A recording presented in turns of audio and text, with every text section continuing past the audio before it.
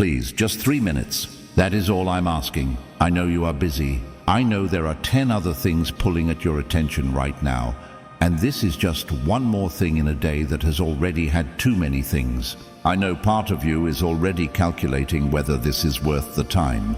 I know the scroll is right there. The next thing is right there, and staying requires a decision. I am asking you to make that decision. Not because I need your attention to feel significant. I am God. I do not need anything. I am asking because you need what I have to say, and I have been trying to find the right moment to say it. The moment when you would be still enough, open enough, honest enough to actually receive it. This is that moment. 3 minutes. Stay with me for 3 minutes, and what I place in you in those 3 minutes will still be changing your life 3 years from now. I promise you, you will not regret this.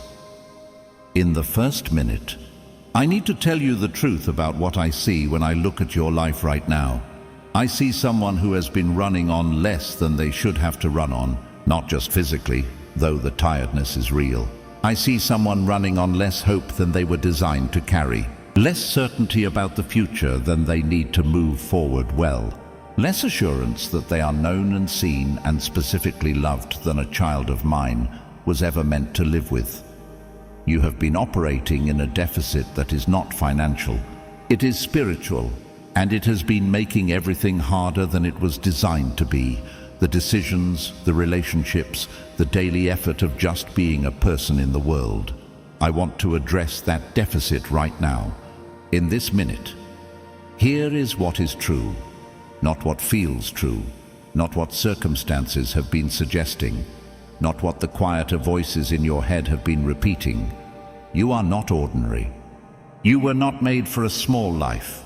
The things that have happened to you, the losses, the setbacks, the seasons of invisible effort, were not evidence that you are less than. They were the specific conditions required to build the specific depth in you that your specific assignment demands. Everything that has felt like reduction has actually been expansion in disguise. You are not behind. You are not running out of time. You are not someone history is passing. You are someone history is building toward. And what I'm about to do in your life will make that clear to you and to everyone watching. That is the first minute. Let it land. In the second minute, I need to tell you what is coming, not in vague spiritual language. Specifically, because you have been waiting long enough to deserve specifics. Something is shifting in your circumstances within the next 2 weeks. I am not speaking of a small internal feeling. I am speaking of external, visible, undeniable movement in the situation that has been the heaviest one. The one that sits at the top of your list of concerns. The one you carry into every day and set down every night only to pick it back up in the morning. That situation has a ceiling over it that I am removing. You have been pushing against that ceiling. You have been doing everything right, everything that should produce movement, and the ceiling has held, and you have begun to wonder whether the ceiling is permanent, whether this is simply the limit of what is possible for your life in this area. It is not the limit. It is the last resistance before the breakthrough. I need you to understand something about how breakthroughs work. The ceiling does not crack gradually. It holds, and holds, and holds, and then it gives way all at once. What looks like nothing happening for a long time is not nothing. It is pressure building. It is force accumulating. It is me working in the unseen places, removing what needed to be removed, positioning what needed to be positioned, preparing what needed to be prepared. And then, suddenly, the ceiling gives. You are at the suddenly. Not next year, not in some undefined future season. The shift I'm describing begins within the next 2 weeks. Watch for the first crack. It will appear in a way you did not predict. It will come from a direction you were not watching. But when it comes, you will feel it, in your spirit first, before the visible evidence catches up. You will feel the ceiling giving way. That is the second minute. Now hold what you just received. Type "it is giving way" in the comments right now. That declaration is not wishful thinking. It is you agreeing with what heaven has already decided. Type it now. In the third minute, the final minute I asked you for, I want to give you something to carry out of this moment. Something small enough to hold and strong enough to change everything. A word. One word. The word is received, not hoped for, not believed for, not coming, received. Past tense applied to a future event, which is how faith actually works, how it has always worked.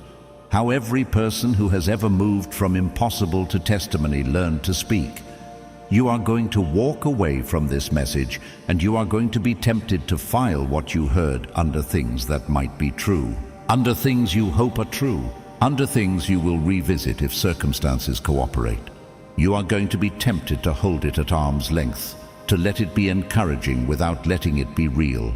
I am asking you not to do that. I am asking you to let this be real. To let the word that was spoken over your life in this 3-minute conversation become the word you stand on when the circumstances have not yet caught up, when the ceiling still looks intact, when the shift I described has not yet become visible, when doubt tries to renegotiate what you received here. In those moments, and they will come, I need you to say one word. Received. Not, I hope so. Not, maybe. Received. I heard what God said. I received it. It is mine. It is already established in the place where what God says becomes what is. That one word spoken in the face of what has not yet visibly changed is the most powerful thing a human being can do. It is not denial. It is not pretending. It is agreeing with the highest authority in existence about the truth of your situation before the natural world has caught up to the spiritual reality. Say it right now, out loud, wherever you are. Received. Say it like you mean it. Say it to the room around you. Say it to the ceiling that is about to give way. Say it to the situation that has been the heaviest. Say it to the fear that has been the loudest. Received. 3 minutes. That is what I asked for, and you stayed. You stayed when part of you wanted to scroll. You stayed when the busy day pulled at your attention. You stayed when the protecting part of you said this is probably just another video. You chose to give me what I asked for, and I want you to know that choice was not small. In heaven, small acts of faith are enormous. The decision to stay when leaving was easier. The decision to receive when protecting yourself was more practiced. The decision to say one word, received, to something you cannot yet see. These are the acts that move heaven. These are the choices that change the trajectory of a life. You just changed your trajectory, not because of what I said, because of what you did with it. Because of the yes you gave to this 3 minutes, because of the openness you brought, because of the word you just said out loud, that yes is in heaven's record. That openness activated something. That received set something in motion that your circumstances will begin to reflect. Within the next 2 weeks, in the area that has been heaviest, in the direction you least expected. Watch for it.